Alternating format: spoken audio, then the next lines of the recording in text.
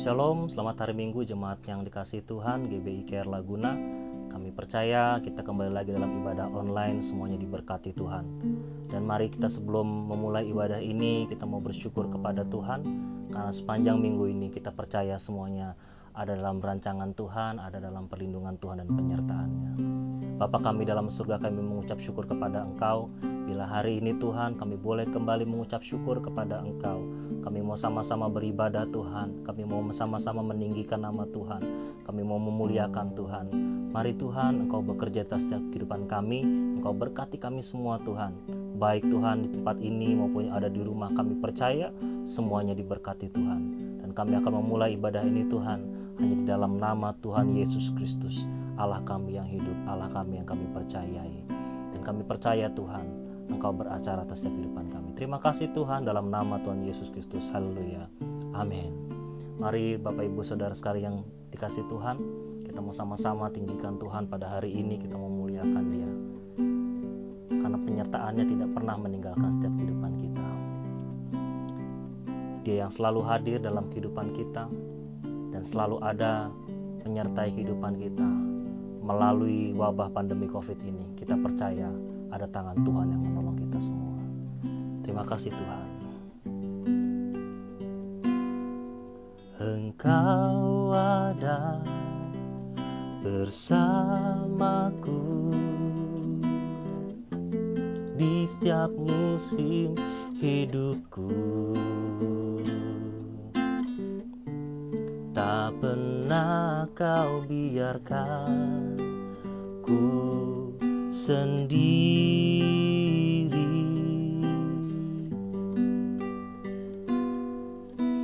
Kekuatan di jiwaku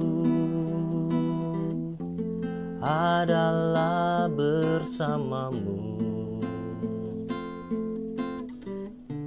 Tak pernah ku ragukan kasih-Mu.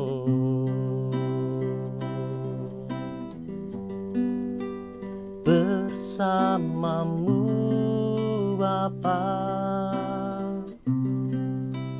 ku lewati semua perkenanan-Mu ya.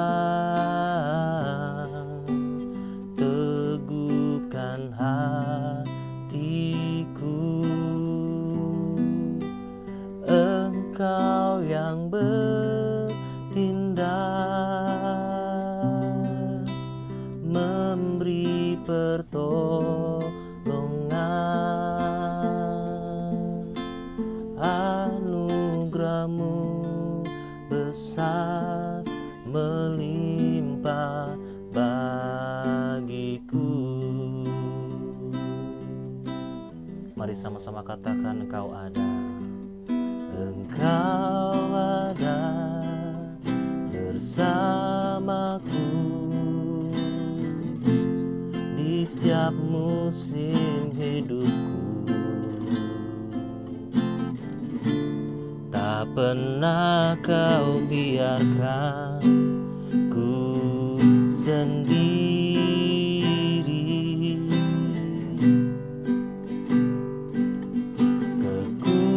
Kekuatan di jiwaku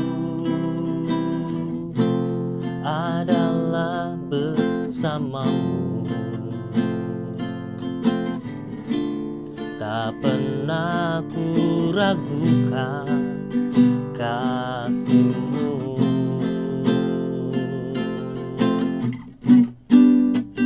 Bersamamu Bapa,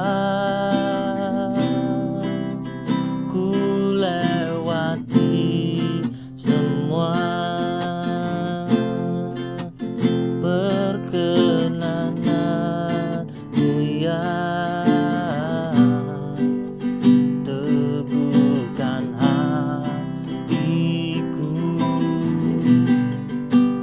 Engkau yang bertindak,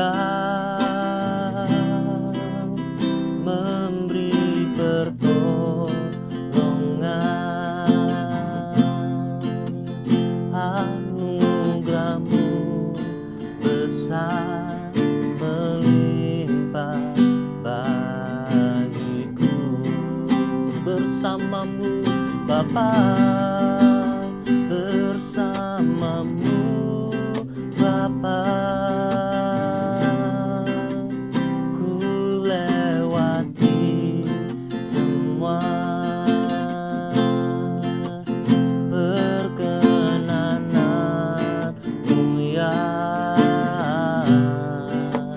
teguhkan hatiku. Engkau yang bertindak,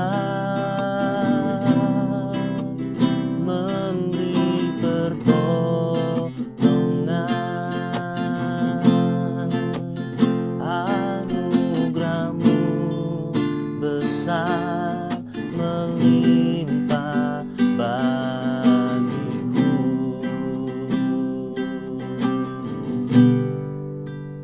Bersamamu Bapa, ku lewati semua perkenananmu ya, teguhkan hatiku. Engkau yang bertindak, memberi pertolongan, anugerahmu besar melimpah bagiku. Mari sambil mengangkat tangan kita katakan, bersamamu, bersamamu Bapa, ku lewati semua perkenananmu ya, teguhkan hatiku. Engkau yang bertindak, memberi pertolongan, anugerahmu besar melimpah bagiku. Anugerahmu besar, anugerahmu besar melimpah bagiku. Anugerahmu besar, anugerahmu besar melimpah bagiku.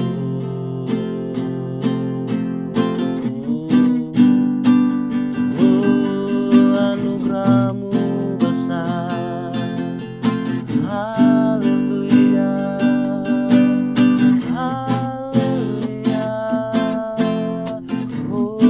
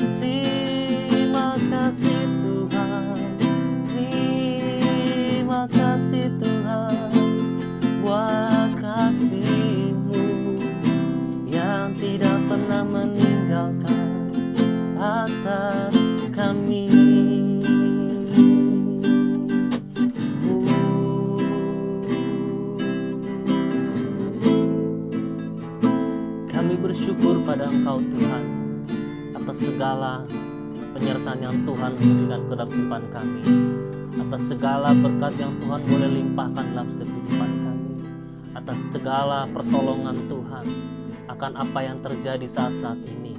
Kami percaya Tuhan, Engkau tidak pernah meninggalkan kami sendiri. Sebab itu layaklah kami bersyukur kepada Tuhan. Kami memuliakan nama Tuhan, meninggikan nama Tuhan. Sungguh nama yang tidak pernah ada gantinya. Tidak ada nama lain selain Engkau ya Tuhan kami Yesus Kristus. Terima kasih Tuhan, kami bersyukur pada Engkau. Engkau Allah yang besar dan Allah yang hidup dalam setiap kehidupan kami. Tidak ada Allah yang lain selain Engkau Tuhan.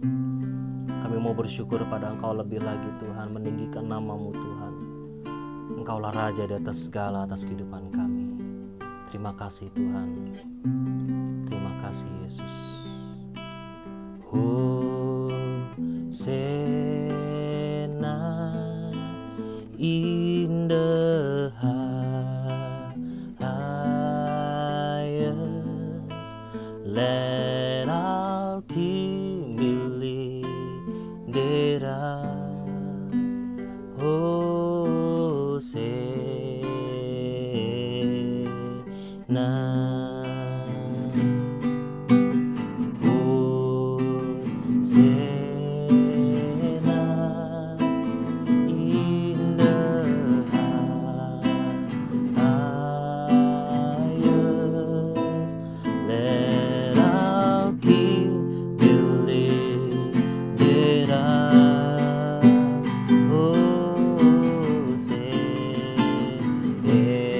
Mari sambil angkat tangan kita katakan Hosana, Hosana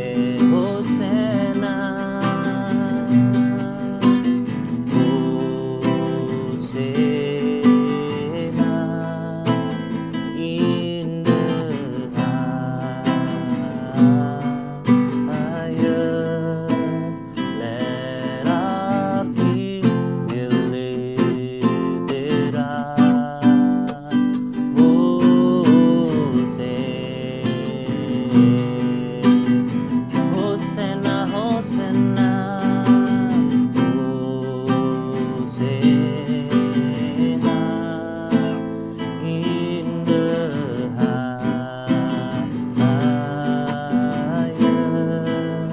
let our King be lifted up.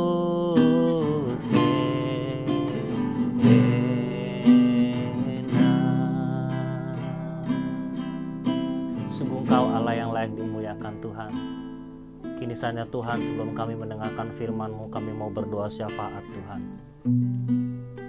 Bapa kami dalam surga, Engkau yang bertata di atas kerajaan surga, yang memberkati umat yang percaya kepada Engkau, yang memberikan keselamatan yang datang dan berharap kepada Engkau. Kembali Tuhan, kami mau bersyafaat Tuhan bagi bangsa kami Indonesia Tuhan. Kami berdoa biar kiranya Tuhan wabah COVID ini boleh segera berlalu Tuhan. Karena kami percaya Tuhan, tidak pernah ada pertolongan Tuhan yang terlambat bagi umatnya. Ketika setiap anak-anak Tuhan boleh berseru berdoa buat bangsa ini, kami percaya Tuhan akan berdiri atas bangsa ini dan menghalau segala penyakit COVID-19 ini Tuhan. Karena kami percaya darah-Mu Tuhan yang akan menyucikan dan menguduskan Tuhan.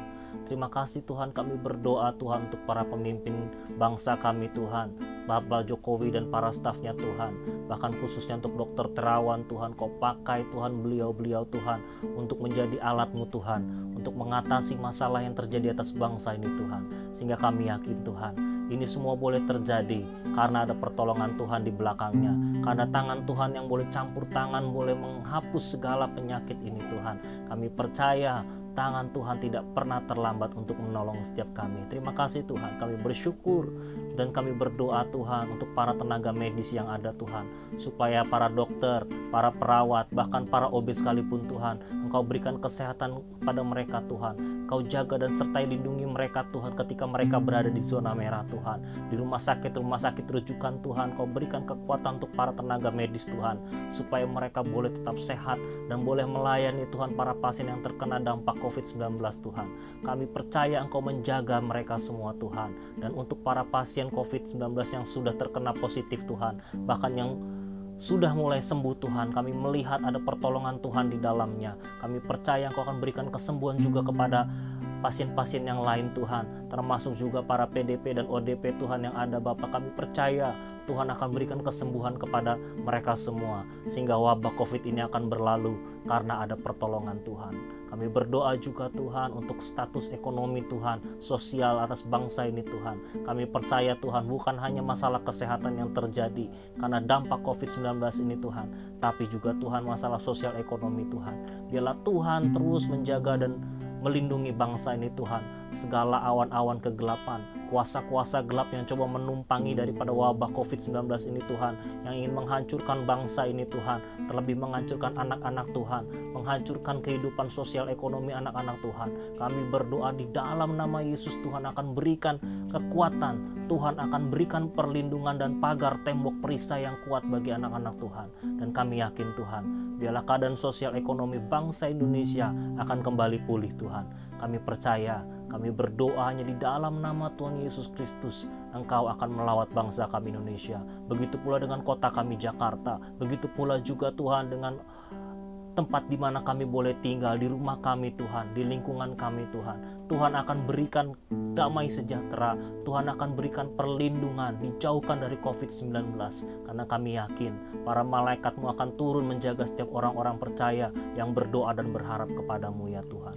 Terima kasih Tuhan, terima kasih Tuhan. Kami berdoa juga Tuhan untuk gembala sidang kami, Bapak Insinyur Niko Nyotonya Harjo Tuhan. Kau berkati beliau dan para staf Tuhan dan keluarga. Biarlah beliau boleh mendapatkan visi dari Tuhan dan memimpin gereja-Mu Tuhan semakin hari semakin besar di mata Tuhan, untuk pemuliaan nama Tuhan, untuk menebarkan berita Injil Kerajaan Allah sampai ke seluruh dunia. Pakai Tuhan para pemimpin-pemimpin Tuhan, biarlah kiranya mereka boleh diberikan wahyu-Mu Tuhan, diberikan tuntunan-Mu Tuhan, agar setiap jemaat yang digembalakan, setiap hamba-hamba Tuhan yang digembalakan, semuanya mendapatkan impartasi daripada gembala sidang kami, Bapak Insinyur Niko Nyoto Raharjo. Kau berkati juga gembala Karayon kami Tuhan, Bapak Budianto Totong Tuhan. Kau berkati juga para stafnya Tuhan, sehingga beliau Tuhan boleh terus memegang Tuhan visi yang Tuhan telah berikan kepadanya Tuhan, untuk menjadi dampak bagi dunia dan membawa jiwa-jiwa kepada Engkau Tuhan. Berkati juga gembala sidang kami Tuhan tempat ini, gembala jemaat lokal di tempat ini Tuhan, Bapak Aziz Gozali Tuhan. Kau berkati beliau Tuhan, Kau berkati keluarganya Tuhan, sehingga beliau boleh menjadi Bapa rohani bagi kami semua, menjadi penolong bagi kami semua dalam hal kerohanian kami, sehingga kami semakin hari menjadi umat yang layak di hadapan Tuhan, umat yang terus boleh berdoa dan meninggikan nama Tuhan, percaya kepada Tuhan kami Yesus Kristus. Terima kasih Tuhan, kami bersyukur kepada Engkau Tuhan, dan kami mau siapkan hati kami Tuhan untuk mendengarkan firman-Mu. Mari Tuhan, lawat setiap kehidupan kami. Terima kasih Tuhan, terima kasih Tuhan. Dalam nama Tuhan Yesus Kristus kami berdoa, amin. Kita telah memuji dan menyembah Tuhan, yang kita sembah dalam nama Tuhan Yesus Kristus. Kita juga telah berdoa syafaat kepadanya. Kini saatnya kita mau sama-sama mendengarkan suara Tuhan lewat kebenaran firman Tuhan yang akan disampaikan oleh hambanya. Biarlah firman dan kebenarannya itu menguatkan setiap kita yang lemah, memberikan penghiburan bagi yang membutuhkan, terlebih lagi di saat-saat sekarang ini, dan juga menegur bagi setiap hati yang keras, bahkan akan melembutkan setiap hati, agar kita semua boleh sama-sama dibentuk lewat kebenaran firman Tuhan. Terima kasih Tuhan. Kami mau bersyukur Tuhan atas segala apa yang terjadi dalam kehidupan kami, karena Engkaulah Tuhan dan Raja kami. Banyak yang Kau perbuat di dalam hidupku, rancangan indahmu terjadi di hidupku. Bapa yang mengerti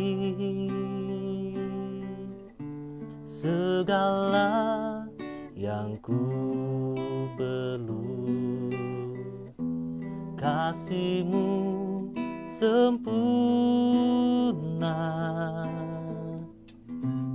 nyata dalam hidupku. Ku bersyukur Bapa, ku bersyukur Tuhan buat kasih setia-Mu di dalam hidupku. Ku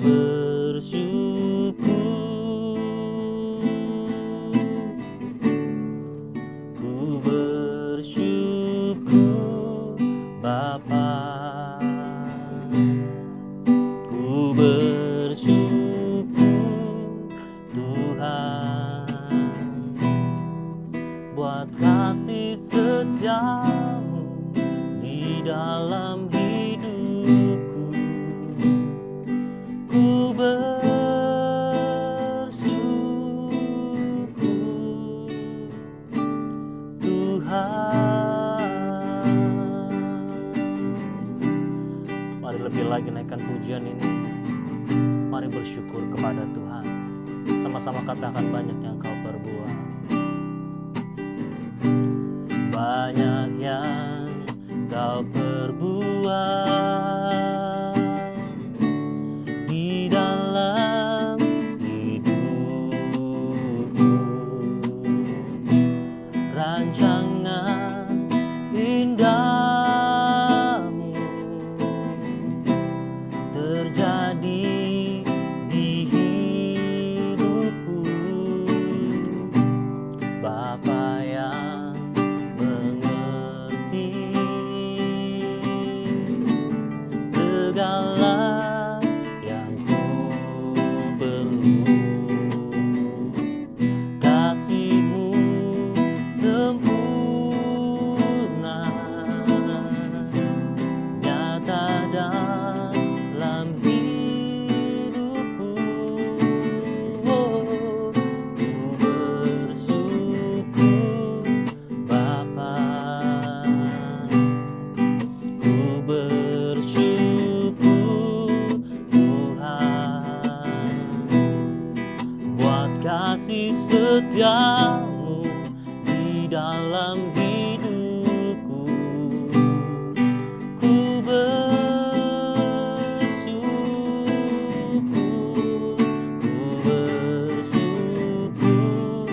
Bapa, ku bersyukur Tuhan, ku bersyukur Tuhan buat kasih setia-Mu, buat kasih setia-Mu di dalam hidupku.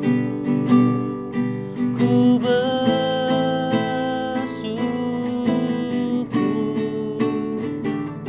Tuhan. Mari lebih lagi katakan ku bersyukur, ku bersyukur Tuhan, ku bersyukur Bapa buat kasih setia-Mu di dalam hidupku. Ku bersyukur,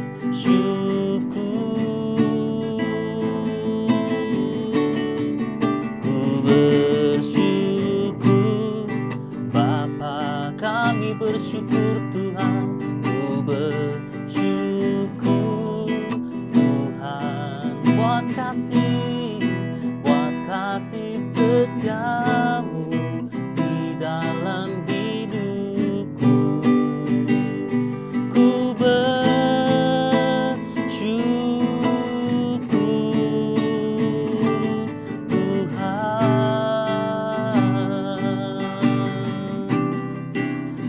Kami bersyukur Tuhan, oh Kau layak dimuliakan. Mari bersyukur padanya, sebab Dia yang layak penerima pujian. Yesus Tuhan, Allah yang besar. Mari siapkan hatimu, siapkan pikiranmu bagi kebenaran firman-Nya, bagi sabdanya, bagi firman yang kekal. Oh haleluya, oh haleluya, oh kami bersyukur Tuhan. Kami percaya Tuhan, segala sesuatu yang terjadi dalam kehidupan kami tidak pernah lepas dari segala rancangan yang Tuhan berikan.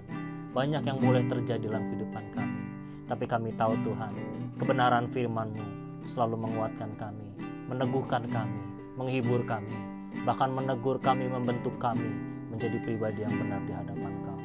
Terima kasih Tuhan, kini saatnya kami mau sama-sama mendengarkan firman-Mu. Berkati hamba-Mu Tuhan, Evangelis Heru yang akan menyampaikan kebenaran firman-Mu ya Bapa. Berkati dia Tuhan, berikan hikmat dan pikiran yang sejalan dengan Kau Tuhan, sehingga mulut lidahnya Kau pakai untuk menyampaikan isi hati-Mu kepada setiap jemaat Tuhan yang mengasihi Kau. Terima kasih Tuhan, segala nasir kuasa gelap yang mencoba mengganggu pikiran dan fokus kami dalam mendengarkan firman-Nya, kami tolak, kami usir kuasanya Tuhan, hanya di dalam nama Tuhan Yesus Kristus. Dan biarlah setiap benih yang tertabur akan boleh tertanam, bertumbuh, berkembang dan berbuah. Terima kasih Tuhan, biar firman-Mu menjadi rema dalam kehidupan kami, dan kami sambut kebenaran firman-Mu di dalam nama Tuhan Yesus Kristus, Allah kami yang hidup. Haleluya. Amin.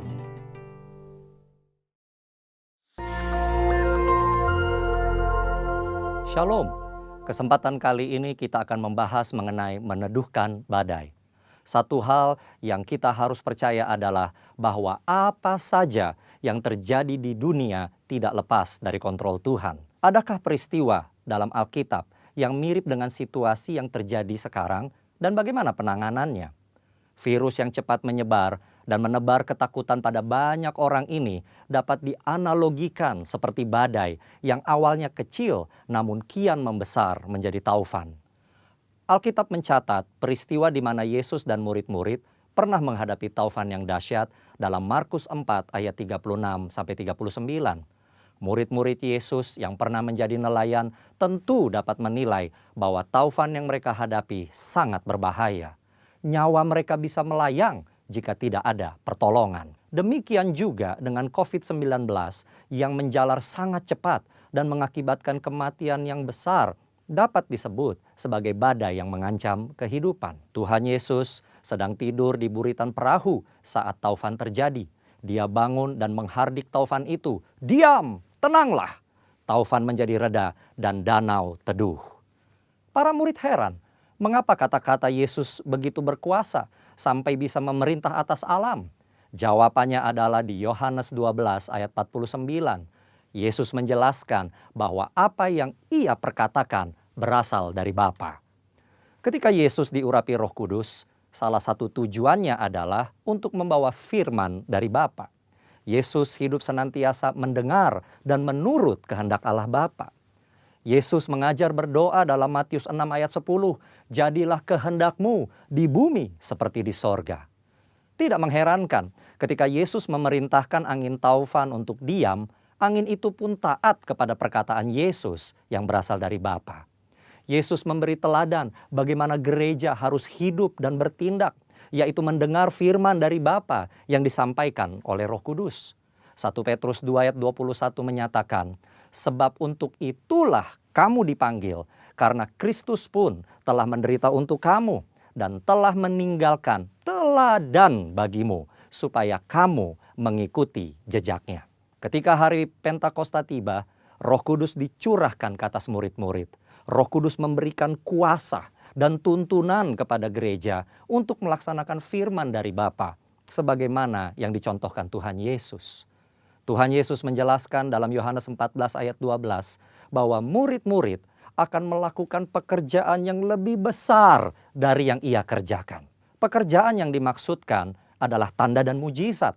Inilah salah satu yang harus dilakukan murid-murid setelah pencurahan Roh Kudus sebagai bagian dari penggenapan amanat agung. Saudara, ayat tersebut diucapkan Yesus sendiri.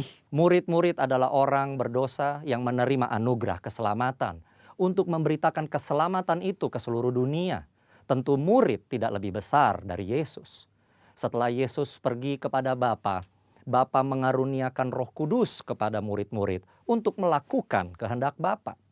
Jadi, ketika seorang murid melakukan pekerjaan mujizat, itu bukanlah kemampuan dari murid tersebut, melainkan hanya hasil dari kuasa firman dan Roh Kudus. Pekerjaan yang lebih besar terjadi setelah Roh Kudus dicurahkan. Semua yang Yesus lakukan adalah contoh bagi murid-muridnya, artinya juga bagi gerejanya. Akan ada kasus-kasus yang serupa dan mereka sudah diberitahu bagaimana menanganinya. Kita tentu ingin terbebas dari COVID-19 secepat mungkin. Setiap orang berupaya keras agar badai ini segera berlalu. Apa yang bisa kita berikan sebagai gereja dalam situasi ini? Tuhan mengutus kita untuk menjadi saksi dan pewarta Injil keselamatan. Kita berdoa, menguatkan yang sedang ketakutan, memberi bantuan kepada yang membutuhkan, serta upaya-upaya lain sesuai anjuran pemerintah dan menyampaikan kehendak Tuhan. Sebagaimana badai menjadi teduh ketika Yesus menghardik, maka pandemi COVID-19 pun perlu dihardik agar diam dan tenang. Dalam arti tidak lagi menimbulkan penyakit pada banyak orang. Tujuan akhir dari tindakan ini adalah orang-orang akan melihat Tuhan, berseru kepada nama Tuhan, dan akhirnya diselamatkan. Ini akan menjadi momen untuk menyatakan kasih dan kuasa Kristus kepada banyak orang. Di bagian berikutnya, kita akan membahas tentang kesembuhan ilahi. Tuhan Yesus memberkati.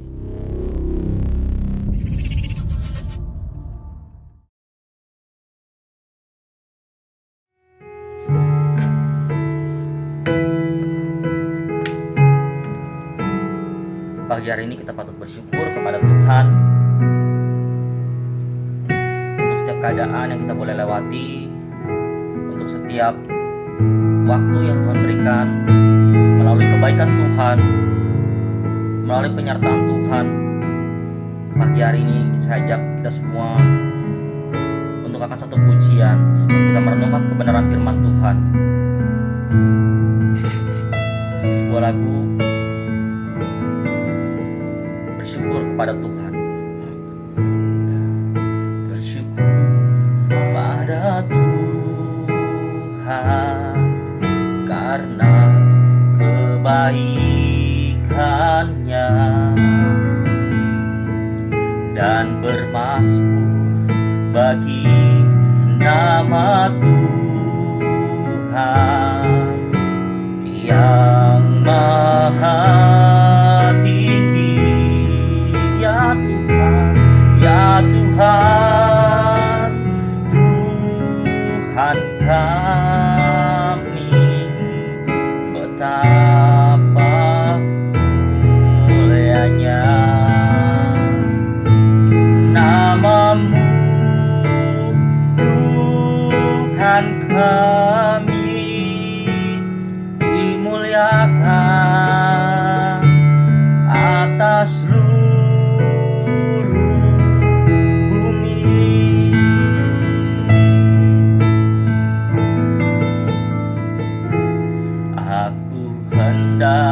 bersyukur pada Tuhan karena keadilannya, dan bermazmur bagi nama Tuhan yang maha tinggi. Ya Tuhan, ya Tuhan, Tuhan kami, betapa mulianya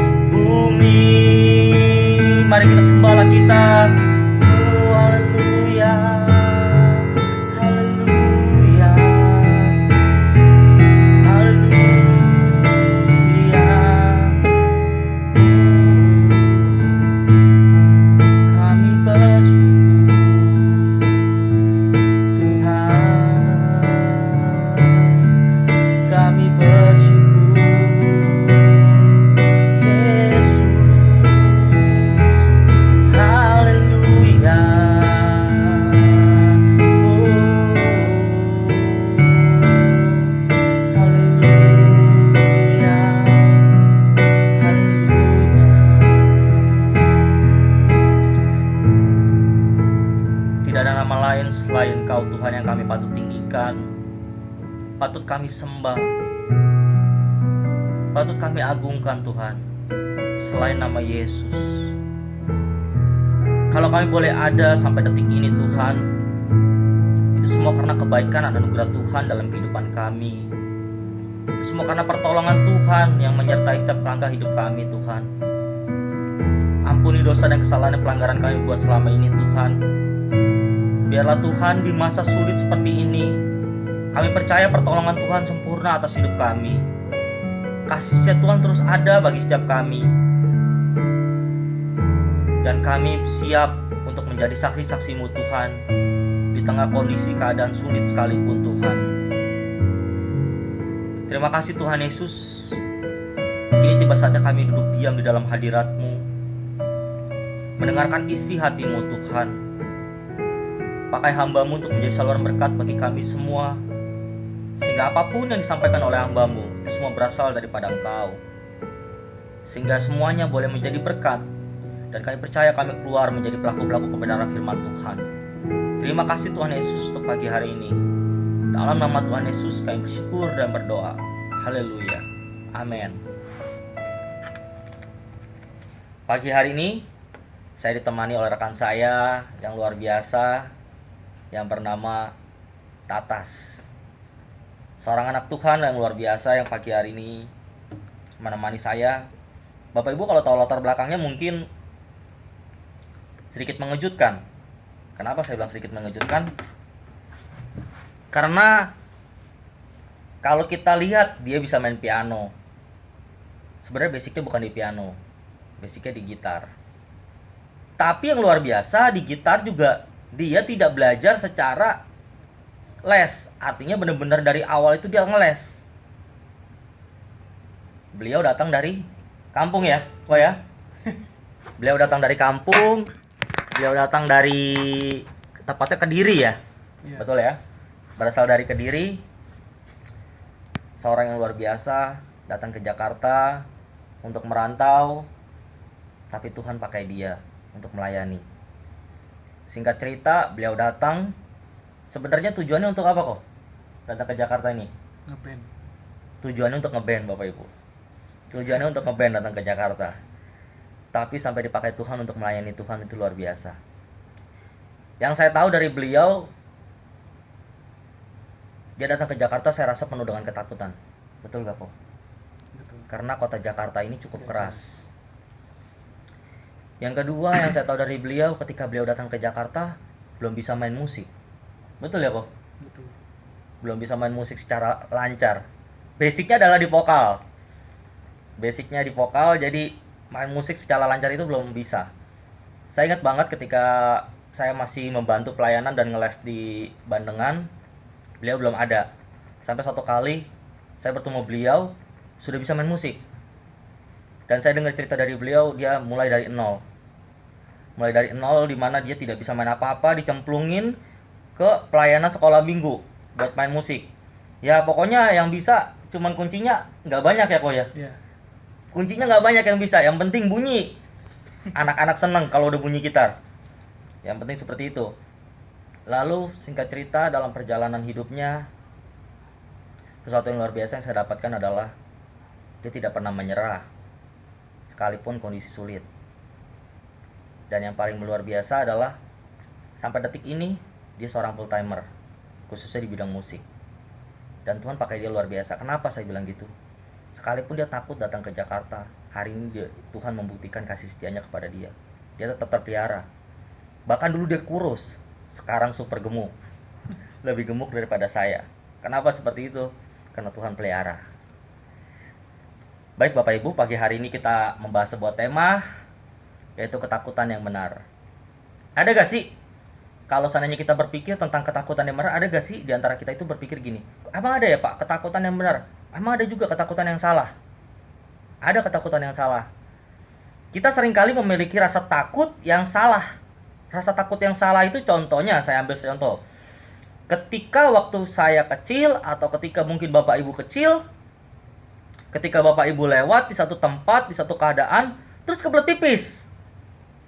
Kebelet pipis, terus pengen pipis, lalu Bapak Ibu melihat sebuah pohon. Khususnya ini para pria ya, para anak-anak pria. Melihat sebuah pohon. Ketika melihat sebuah pohon, lalu pipis. Waktu mau pipis, lagi dalam perjalanan mau pipis. Apa yang dikatakan?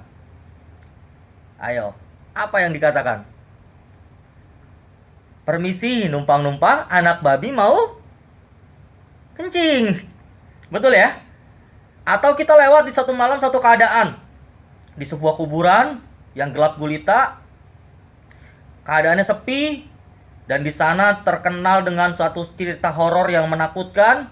Dan begitu lewat bilangnya apa? Permisi, numpang-numpang, anak babi mau lewat. Kita anak babi apa anak Tuhan?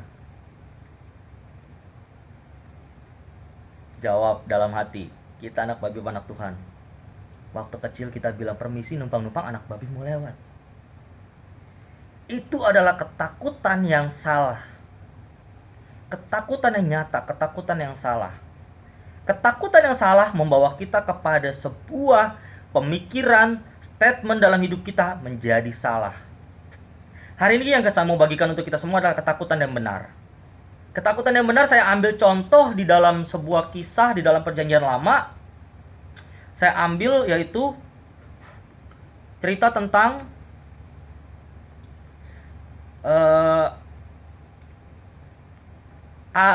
Abraham. Cerita tentang Abraham.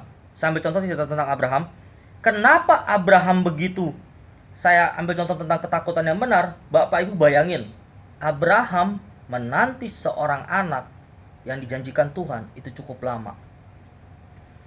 Ketika Abraham menantikan itu puluhan tahun, dia menantikan sebuah anak. Singkat cerita, dia mendapatkan anak. Lalu ketika dia mendapatkan anak, Tuhan bilang apa? Tuhan suruh untuk persembahkan anaknya. Di dalam kondisi seperti itu, Bapak Ibu, kalau seandainya Bapak Ibu dalam posisi keadaan seperti Abraham, di balik sebuah keadaan Bapak Ibu menjadi Abraham, menjadi seorang ayah seperti Abraham, bagaimana perasaannya? Takut gak Bapak Ibu? Tentu sangat takut dalam kondisi seperti ini. Kenapa sangat takut? Kita sudah takut sama Tuhan. Memang benar kita takut sama Tuhan.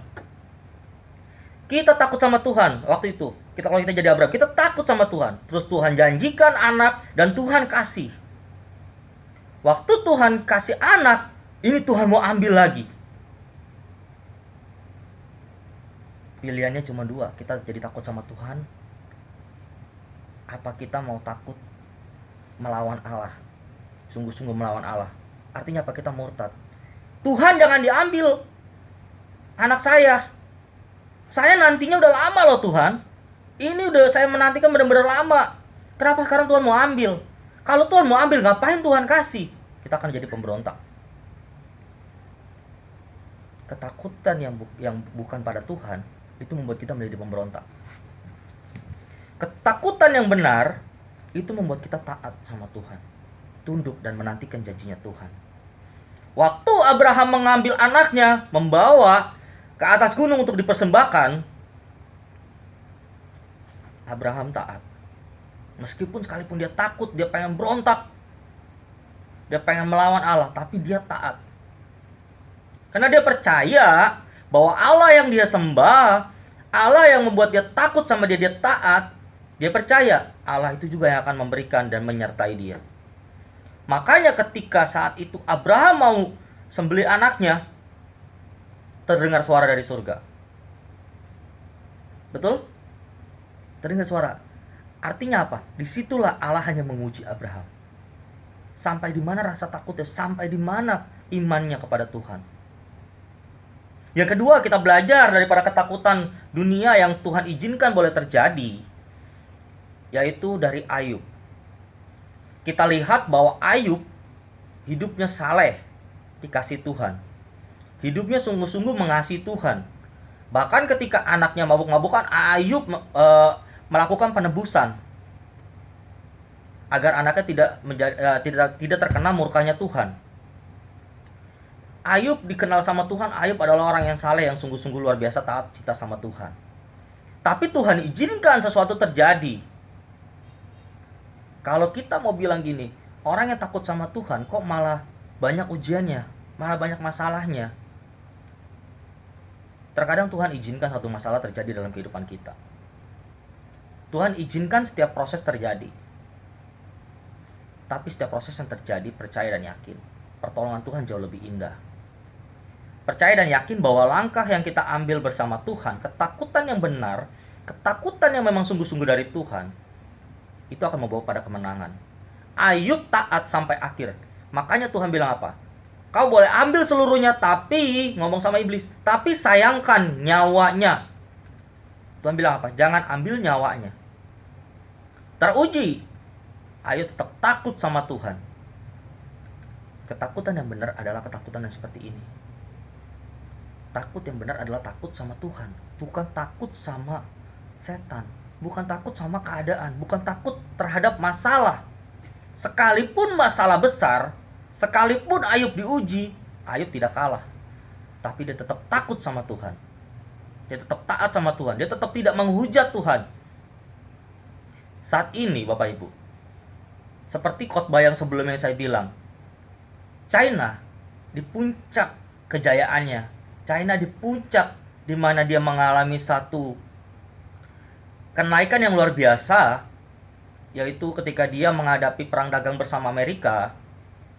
China mengalami satu titik di mana dia berjaya. Tapi Tuhan izinkan terjadi duri dalam daging. Tuhan taruh duri, yaitu apa? Virus corona. Langsung perekonomian seluruh dunia turun drastis. Virus corona waktu itu pertama kali menghantam di China, lalu menyebar ke seluruh dunia. Sampai saat ini di Indonesia kita mengalami sama-sama. Khotbah sebelumnya saya bilang apa? Duri dalam daging. Kini Indonesia berada di satu kondisi mengalami itu. Mengalami satu keadaan yang menyakitkan. Mengalami satu keadaan keterpurukan perekonomiannya. Tapi kita percaya segala kondisi ini Tuhan izinkan terjadi. Kita yakin di dalam setiap prosesnya ada rencana Tuhan yang indah. Kenapa saya bilang gitu? Kita belajar dari perjalanan sebuah kisah Ayub, kisah Abraham. Di dalam setiap proses mereka, Tuhan punya rencana. Di dalam setiap proses yang Tuhan izinkan terjadi dalam kehidupan Ayub, Tuhan punya rencana. Sama seperti brother saya ini, seorang yang luar biasa. Namanya Tatas, seorang yang luar biasa. Tuhan izinkan dia datang ke Jakarta karena Tuhan punya rencana. Tuhan izinkan dia sampai di tempat pelayanan di GKJ Bandengan, Tuhan punya rencana. Sekalipun keadaan sulit, saya percaya saat ini Tuhan punya rencana untuk kita semua. Yang itu tadi kita bahas di PL. Sekarang kita akan masuk di PB. Di PB, kita akan melihat daripada kisah Paulus. Seorang yang luar biasa yang kita kenal. Bahkan kita sudah tahu bahwa Paulus di khotbah saya sebelumnya yang waktu pas saya bilang di duri dalam daging, Paulus itu seorang yang luar biasa. Kenapa? Dia seorang yang dipakai sama Tuhan untuk menjadi penginjil Tuhan itu yang benar-benar luar biasa. Kenapa? Kita lihat kisah hidupnya. Dia orang yang punya andil di dalam pemerintahan, tapi dia bisa dipakai sama Tuhan. Yang tadinya dia membunuh orang Kristen, kini dia menjadi orang Kristen yang percaya Tuhan, bahkan cinta Tuhan mati-matian, bahkan sampai rela mati karena Injil. Paulus dipenjarakan di Roma Bapak Ibu pada tahun 61. Nah, surat Paulus itu banyak yang ditulis. Surat-surat Paulus. Kitab-kitab di Perjanjian Baru hampir 70% buat saya itu, sekitar 70%-an itu ditulis oleh Paulus. Dan tulisannya itu bagus banget. Bahkan sampai dia dipakai sama Tuhan itu, ketika yang paling mengerikan adalah di dalam penginjilan, ketakutan terbesar adalah ketika dia menghadapi satu permasalahan, dia harus perang dengan rekan-rekan kerjanya dulu. Bayangin Bapak Ibu, dia dulu mengejar orang Kristen, kini dia dikejar-kejar oleh pemerintahan Roma untuk dibunuh karena Injil. Jadi ketakutan yang besar Paulus hadapi saat itu adalah ketika dia menginjil. Dia menginjil untuk memenangkan jiwa-jiwa, tapi disitulah dia takut luar biasa. Kenapa? Dia takut karena dia akan ditangkap, tapi itu tidak membuat dia kendor untuk menginjil. Sampai di penjara pun dia tetap melakukan penginjilan melalui surat-suratnya ditulis untuk Roma, untuk jemaat di Filipi, semuanya dia tulis untuk para jemaat-jemaatnya. Dia tidak berhenti sampai di sana. Ketakutan dia alami itu tidak membuat dia down, karena dia percaya Yesus yang dia kenal, Yesus yang pernah dia jumpai di Damsyik, yang pernah dia melakukan perjumpaan bersama Tuhan Yesus di Damsyik, yaitu waktu dia dalam perjalanan ke Damsyik dia mau membunuh orang Kristen. Dia mengalami satu perjumpaan secara khusus. Bahkan di Alkitab dicatat adalah dia pernah dibawa ke langit tingkat ketiga oleh Allah. Ya, itu adalah tafsiran lain ya. Mungkin saya juga belum bisa, saya waktu itu pernah bawakan. Itu bukan untuk membuat Paulus tuh mengerti, oh ini langit tingkat 1, tingkat 2, tingkat 3. Tapi justru membuat Paulus harus semakin taat. Makanya dia bilang apa? Aku tidak layak sesungguhnya. Makanya biarlah Tuhan taruh duri di dalam dagingku. Oke Bapak Ibu, hari ini saya tidak akan membahas panjang kali lebar kali tinggi, karena buat saya yang terpenting adalah kita memahami dulu perjanjian lama, bahwasanya ada ketakutan-ketakutan daripada nabi-nabi yang sesungguhnya ketakutan dunia itu bisa mengalahkan segala hal yang mereka lewati. Kenapa? Karena sesungguhnya ketakutan yang sebenarnya adalah harusnya takut sama Allah. Kita belajar dari kisah Abraham, kisahnya Ayub, bahkan di dalam PL kita belajar dari kisahnya Paulus. Hari ini kita akan belajar melalui kitab, yaitu kitab Yohanes 20 ayat 19a. Yohanes 20 ayat 19a saya akan bagikan untuk kita, saya akan bacakan untuk kita semua. Yohanes 20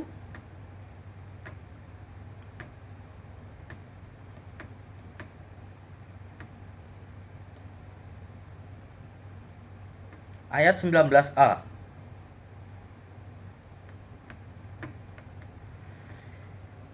Yesus menampakkan diri kepada murid-muridnya. Ketika hari sudah malam pada hari pertama minggu itu, berkumpullah murid-murid Yesus di satu tempat dengan pintu-pintu yang terkunci, karena mereka takut kepada orang-orang Yahudi. Titik. Itu ayat 19a. Lalu kita lihat lagi di kitab, nanti kita akan bandingkan kitab ini dengan kitab Matius. Jadi ketakutan ini adalah ketakutan murid-muridnya. Maka saya kasih tema di sini adalah ketakutan yang benar. Bapak Ibu, di ayat 19a ini, Yohanes 20 ayat 19a ini saya akan bagikan untuk kita akan gali perlahan. Ketika hari sudah malam pada hari pertama minggu itu, berkumpullah murid-murid di satu tempat dengan pintu-pintu yang terkunci karena mereka takut kepada orang Yahudi. Ini adalah waktu Yesus mau menampakkan diri kepada murid-muridnya. Ketika hari sudah malam, ini menandakan waktu. Dan berkumpulan murid-murid Yesus di satu tempat dengan pintu-pintu yang terkunci. Berkumpul. Kalau kita ngomong gini, berkumpul berarti karena di dalam kondisi keadaan seperti itu, pada waktu itu adalah untuk mempersiapkan diri beribadah. Jadi jangan berpikir Bapak Ibu mereka takut karena takut hal lain, mereka takut karena apa. Tapi tujuan pertamanya adalah mereka berkumpul di situ setelah Yesus disalibkan, mati dan dikuburkan. Itu mereka berkumpul di satu tempat. Ini untuk saling menguatkan. Mereka berkumpul untuk saling menguatkan. Kenapa? Karena mereka mau beribadah. Mereka mau saling menopang satu sama lain. Nah, yang kedua, dengan pintu-pintu yang terkunci. Nah, ini ada tambahan. Dengan pintu-pintu yang terkunci karena mereka takut kepada orang-orang Yahudi. Nah, ini ketakutan yang salah. Kenapa saya bilang ketakutan yang salah? Pintu-pintu terkunci karena mereka takut kepada orang Yahudi. Ini jangan salah diartikan karena kenapa? Mereka takut kepada orang Yahudi pada waktu itu. Karena apa? Karena orang Yahudi habis menyalibkan rabi mereka. Atau habis menyalibkan guru mereka. Mereka hanya takut kepada orang Yahudi karena orang Yahudi begitu berani menyalibkan guru mereka.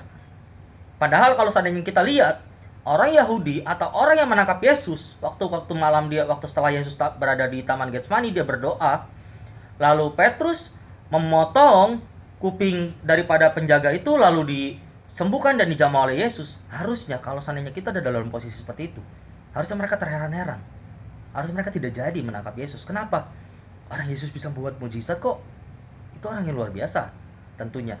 Nah, ketika kita lihat di sini di perikop Yohanes 20 ayat 19a ini, pintu-pintu yang terkunci karena mereka takut kepada orang Yahudi adalah ketakutan yang salah. Ketakutan yang salah ini adalah karena mereka hanya takut kepada orang Yahudi. Pada waktu itu orang Yahudi habis menyalibkan Yesus.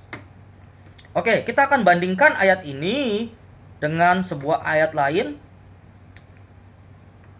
Ayat lainnya ada di kitab Matius 26 ayat 36. Matius 26 ayat 36. Kita akan lihat Matius 26 ayat 36. Nah, di Taman Getsemani, saya pernah bawakan khotbah perikop ini di Taman Getsemani. Maka sampailah Yesus bersama murid-muridnya ke satu tempat yang bernama Getsemani. Lalu ia berkata kepada murid-muridnya, "Duduklah di sini sementara aku pergi ke sana untuk berdoa." Dan ia membawa Petrus dan kedua anak Zebedeus sertanya, maka mulailah ia merasa sedih dan gentar. Lalu katanya kepada mereka, "Hatiku sangat sedih seperti mau mati rasanya, tinggallah di sini dan berjaga-jagalah dengan aku." Ayat 39, maka ia maju sedikit lalu sujud dan berdoa katanya, "Ya Bapakku, jikalau sekiranya mungkin cawan ini lalu daripadaku, tetapi janganlah seperti yang kukendaki, melainkan seperti yang engkau kendaki." Setelah itu ia kembali kepada murid-muridnya dan mendapati mereka sedang tidur. Dan ia berkata kepada Petrus, "Tidakkah kamu sanggup berjaga-jaga dengan aku 1 jam saja? Berjaga-jagalah dan berdoalah supaya kamu jangan jatuh ke dalam pencobaan. Roh memang penurut tetapi daging lemah." Lalu ia pergi untuk kedua kalinya dan berdoa katanya, "Ya Bapakku, jikalau cawan ini tidak mungkin lalu kecuali apabila aku meminumnya, jadilah kehendakmu." Dan ketika ia kembali pula, ia mendapati mereka sedang tidur, sebab mata mereka sudah berat. Ayat 44, ia membiarkan mereka di situ, lalu pergi dan berdoa untuk ketiga kalinya, dan mengucapkan doa yang itu juga. Sudah itu datang kembali kepada murid-muridnya dan berkata kepada mereka, "Tidurlah sekarang dan istirahatlah. Lihatlah saatnya sudah tiba, bahwa anak manusia diserahkan ke tangan orang-orang berdosa." Ayat 46, "Bangunlah, marilah kita pergi. Dia yang menyerahkan aku sudah dekat." Kita akan lihat di Lukas 22 ayat 39. Perikopnya sama, di Taman Getsemani. "Lalu pergilah Yesus keluar kota. Sebagaimana biasa, ia menuju Bukit Zaitun. Murid-muridnya juga mengikuti dia." Oke, kita akan pelan-pelan di sini, Bapak Ibu. Yesus pergi ke Taman Getsemani. Di Lukas dijelaskan sebagaimana ia biasa menuju Bukit Zaitun. Ingat, saya pernah bawakan ayat ini, saya hanya mengulang sedikit, bahwa kata sebagaimana biasa itu adalah sebuah kebiasaan, lifestyle, gaya hidup. Kenapa saya bilang gitu? Kebiasaan Yesus menuju Bukit Zaitun adalah untuk berdoa. Apakah beda? Di kitab Lukas dikatakan ke Bukit Zaitun, di kitab Matius dibilang ke Taman Getsemani. Tidak beda. Mereka berdua saling melengkapi. Dua kitab ini saling menyempurnakan. Karena Taman Getsemani adalah nama tempat bukitnya, sedangkan Bukit Zaitun adalah nama tempat bukitnya, Taman Getsemani ada di bawahnya. Jadi tidak beda. Itu di dalam sama-sama di dalam satu tempat, tapi hanya beda jaraknya tidak jauh. Oke. Kita tidak fokus di sana, tapi kita akan lihat gini. Di ayat 40, setelah tibanya di tempat itu, ia berkata kepada mereka, "Berdoalah supaya kamu jangan jatuh ke dalam pencobaan." Ayat 41, kemudian ia menjauhkan diri dari mereka sekira-kiranya selempar batu jaraknya. Lalu ia berlutut dan berdoa katanya. Ayat 42, "Ya Bapakku, jikalau engkau mau, ambillah cawan ini daripadaku, tetapi bukan kehendakku yang jadi, melainkan kehendakmu yang terjadi." Ayat 43, "Maka seorang malaikat menampakkan diri kepadanya untuk memberikan kekuatan kepadanya." Ayat 44, "Ia sangat ketakutan dan makin bersungguh-sungguh berdoa, palunya menjadi titik darah yang bertetesan ke tanah." Ayat 45, "Lalu ia bangkit dari doanya dan kembali kepada murid-muridnya, tetapi mendapati mereka sedang tidur karena duka cita." Ayat 46, katanya kepada mereka, "Mengapa kamu tidur? Bangunlah, berdoalah supaya kamu jangan jatuh ke dalam pencobaan." Bapak Ibu, apa yang Bapak Ibu tangkap dari dua kitab ini? Di kitab Matius dan di kitab Lukas, keduanya sama-sama saling melengkapi. Intinya waktu itu adalah Yesus berdoa sebelum Yesus waktu diserahkan ke tangan para penjaga untuk disalibkan. Ini adalah malam waktu pas terakhir Yesus berdoa di Taman Getsemani. Bapak Ibu, kita lihat bahwasanya di ayat di Lukas 22 ayat 43, "Maka seorang malaikat turun dari langit menampakkan diri kepadanya." Ayat 44, "Ia sangat ketakutan dan makin bersungguh-sungguh berdoa." Bapak Ibu, kata ketakutan yang Yesus alami waktu dia berdoa di Taman Getsemani bukan ketakutan tentang salib. Jadi jangan salah. Banyak di antara kita berpikir gini, kenapa Yesus berdoa sampai seperti itu? Sampai dia bilang, "Ya Bapakku, jikalau bisa cawan ini lalu daripadaku." Sekarang saya balik bertanya Bapak Ibu, apakah Yesus tidak tahu tentang penyaliban? Apakah Yesus tidak tahu bahwa dia akan diserahkan, bahwa dia akan mengalami satu penderitaan, dia akan disalibkan di Golgota? Apakah dia tidak tahu? Tentu dia sangat tahu. Bahkan dia pasti tahu dia adalah Allah. Tapi ngapain kok Yesus kok doanya seperti ini? Kenapa kok dia takut kalau dia tahu? Bapak Ibu, yang perlu kita perhatikan secara detail di sini, saya membaca buku tafsiran. Yang Yesus takutkan sesungguhnya bukan ketakutan tentang salib, tapi ketakutan adalah keterpisahannya dengan Allah Bapa. Jadi waktu Yesus disalib, Yesus akan berpisah dengan Allah Bapa karena dia datang untuk menebus dosa manusia. Jadi ketakutan yang Yesus alami dengan ketakutan yang murid-murid alami di kitab Yohanes sangat berbeda. Ketakutan yang benar adalah ketakutan yang seperti Yesus. Ketakutan di dalam kondisi apapun, kondisi penyaliban sekalipun, yang dia takutkan cuma satu. Dia berpisah dengan Allah Bapa.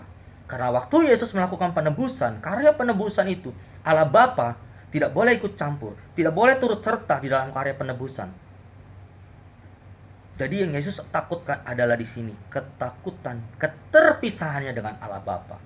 Bukan ketakutan tentang penyaliban. Ketakutan tentang penyaliban, tentu dia sudah tahu bahwa dia akan disalibkan, bahwa dia akan mati untuk menebus dosa manusia. Dia sudah tahu akan hal itu. Tapi yang dia takutkan sesungguhnya adalah dia terpisah dengan Allah Bapa. Berbeda konteksnya dengan kitab Yohanes tadi. Ketika anak murid-muridnya mengunci pintu, yang mereka takutkan adalah ketakutan terhadap orang-orang Yahudi yang telah membunuh, menyalibkan rabi mereka atau guru mereka, yaitu Yesus. Kita hari ini belajar 3 kitab, yaitu Matius, Lukas, dan Yohanes. 3 kitab ini luar biasa. Kenapa?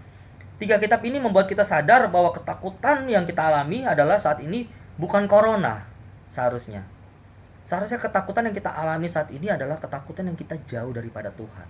Kenapa saya bilang kayak gitu?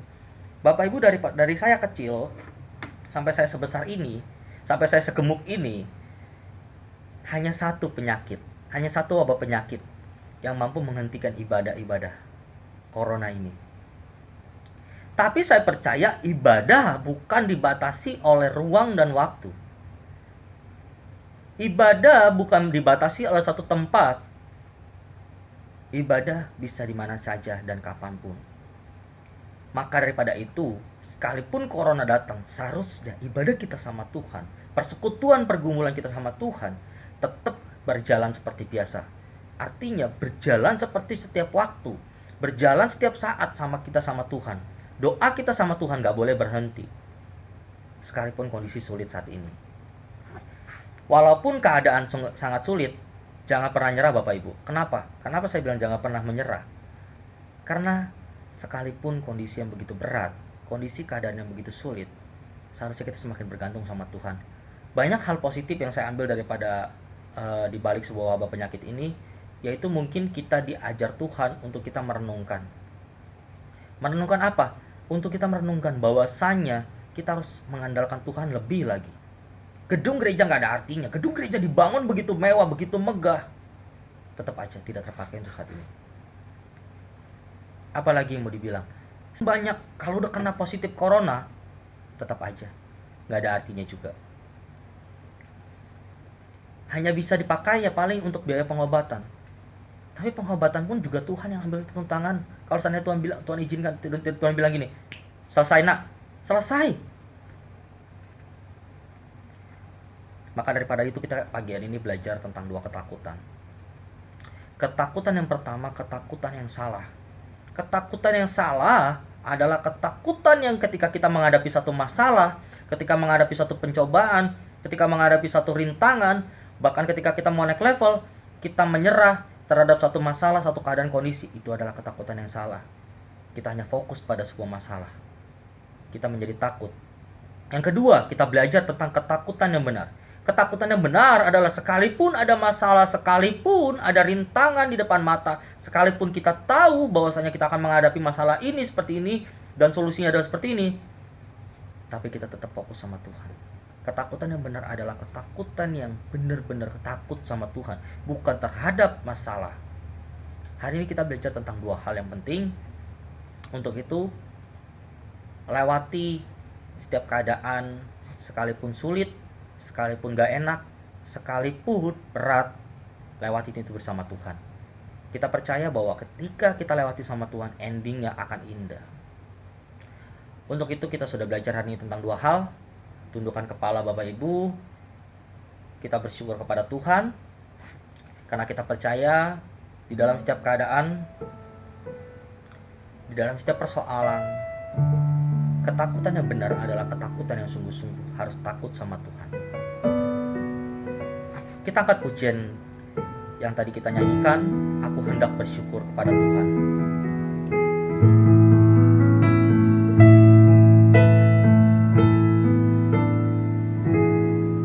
Aku hendak bersyukur pada Tuhan karena keadilannya, dan bermazmur bagi nama Tuhan yang maha tinggi. Ya Tuhan, Tuhan kami, betapa mulianya nama-Mu, Tuhan kami, dimuliakan atas seluruh bumi. Ya Tuhan, ya Tuhan, Tuhan kami, betapa mulianya nama-Mu, Tuhan kami, dimuliakan atas seluruh bumi.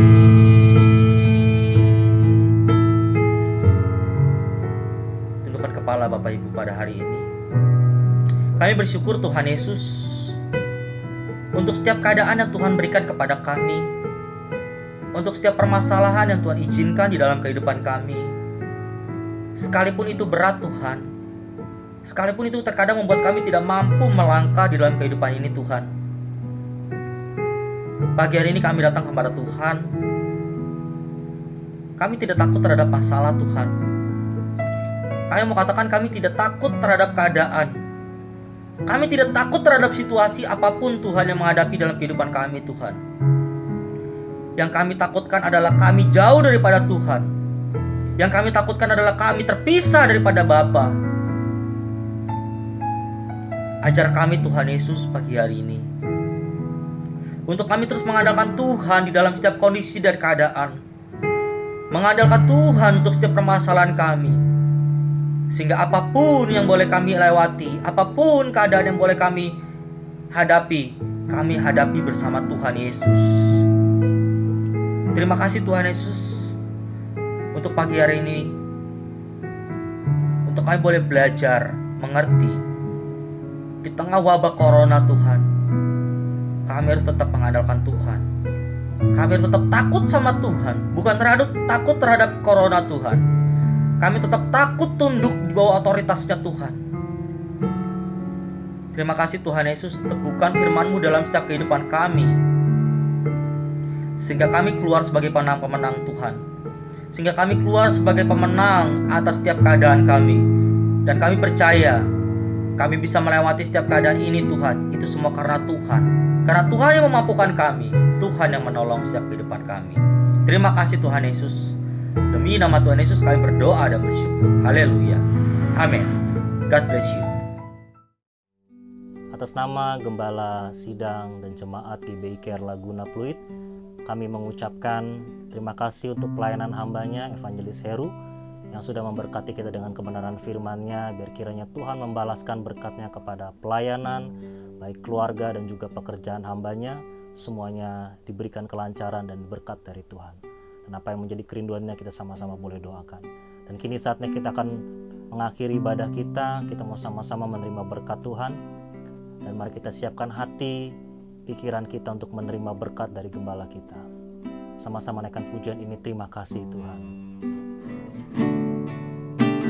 Terima kasih Yesusku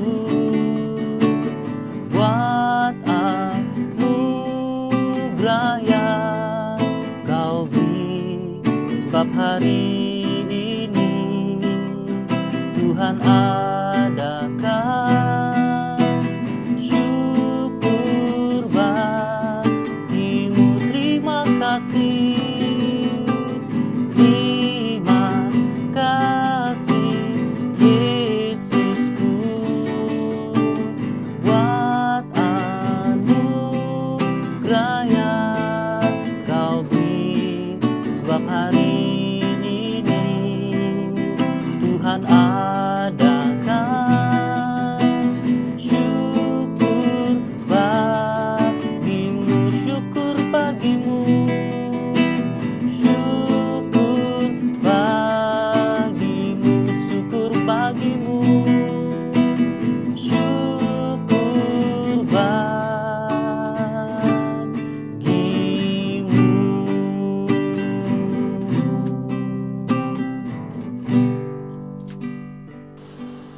Mari kita mengangkat tangan kita.